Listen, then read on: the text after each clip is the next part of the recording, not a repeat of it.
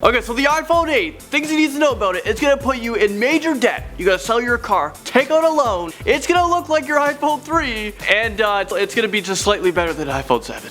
How's it going, all you most amazing people? I'm back with another most amazing top 10 video. Just wanted to quickly tell you guys, thank you guys so much for subscribing to my top 10 nerd channel. If you guys haven't already, click right here. This is a card, you guys can click on it and it'll take you to the nerd channel. If not, I'll make sure to put the link down in the description below. But right now we're getting thousands of subscribers a day and hundreds of thousands of views a day. And I just want to say thank you guys so much. It's been such a hard time here on YouTube because of the whole YouTube boycott thing, but that's a story for another time. So I just want to say thank you guys so much for supporting us on Top 10 Nerd. Just as much as you guys have supported us on here on Most Amazing Top 10, over there you guys are absolutely amazing as well. But enough of all that, I'm Landon Dalit and this is the Top 10 iPhone 8 Rumors You Need to Know update. There's a lot of updates on here. There has been tons of new things revealed, lots of leaks, so let's find out what's been going on with the iPhone 8. At number 10, Apple is currently working on its 10th year of their iPhone, so with this release, there may not just be one phone. There's hints for 3 different iPhone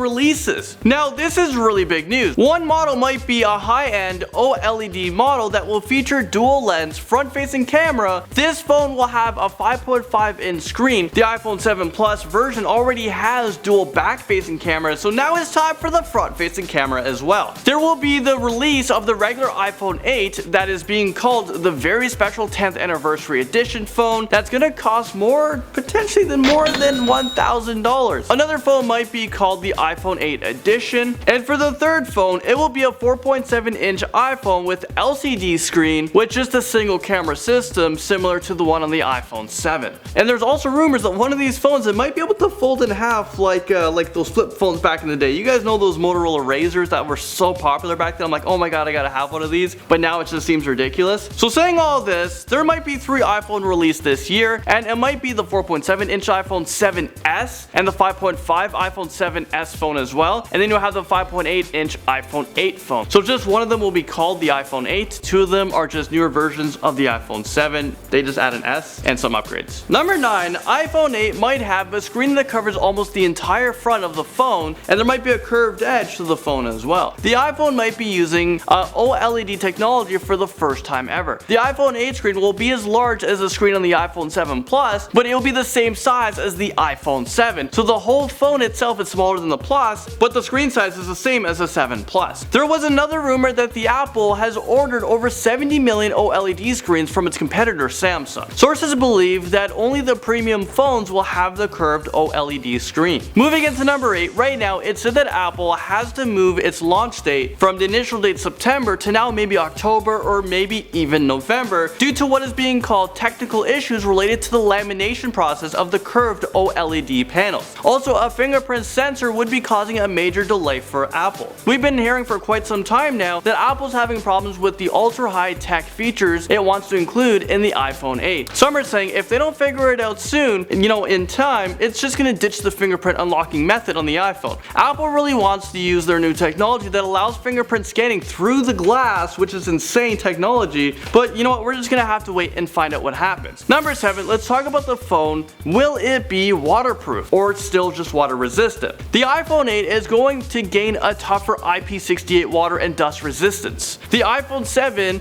has an IP67 rating. IP rating, there's 2 different numbers on there. So there's the 6 and the 7. And it means the first number is for solids and the second number is for liquids. So for example, IP68, which is rumored to what the iPhone 8 is going to be, which is a small upgrade from the iPhone 7, the 6 is for the solid protection rating and the 8 is for the liquid protection rating. So it will become just a little bit more liquid protected, but not fully considered to be waterproof yet. Samsung Galaxy S8 will have the same rating, so this means the phone should be able to handle being submerged underwater for 30 minutes in 15 meters of water. The iPhone 7 can only handle being submerged underwater, 1 meter deep for just 30 minutes. So this is actually quite a bit of an increase. Number 6, wireless charging. This has been a huge rumor going around for the last few years, and this might be the year for the huge change in how we charge our iPhones. And there might be an increase in battery life as well, but we'll be getting to that shortly. First up, wireless charging. Experts have rumored for a while now that Apple might be introducing wireless charging, which is great. I hate buying those cords and then it breaks so often, you gotta keep buying them. And I try to save my money and buy like those crappy ones from like Walmart or 7-Eleven. You guys know what I'm talking about. And those ones break even faster. I know we're getting pretty excited about this whole wireless charging thing, but it might come at a cost. The wireless charging adapter might be sold separately. I mean, come on. It might not come in the iPhone box. So just like the AirPods were advertised with the new iPhone, but was sold separately, and there was delays on it, on those release, which sucked. And the AirPods were so expensive, starting off at $219. So who knows how much this wireless charging adapter will be, or if it's like a dock thing. And there still might be the option of still being able to plug in your phone, so it's not totally wireless. Like, it's not like you have to do wireless. And I'm guessing in the iPhone 9, I don't want to get too far ahead of myself, but they might remove the charging port on the bottom, and it might just be wireless charging to try to improve the water resistant rating. Just a theory. Number 5, the material of the phone is getting a much major shift. Apple is rumored to move away from the aluminum body that the company has been using since 2012. This is in an effort to make a big change with their phones. Let's just hope that these glass-backed bodies don't smash the first time we drop it on the phone or drop it on our face when we're watching like a YouTube video in bed. Glass is way more fragile and heavier than aluminum, so get ready for the phone to feel a little bit heavier. Number 4, let's talk about the biometrics and the new technology that might be used in the new iPhone. According to KGI Securities analyst Ming-Chi Kuo, who has often predicted Apple's plans through intense research and some inside information, he thinks that the iPhone 8 will have more advanced biometric features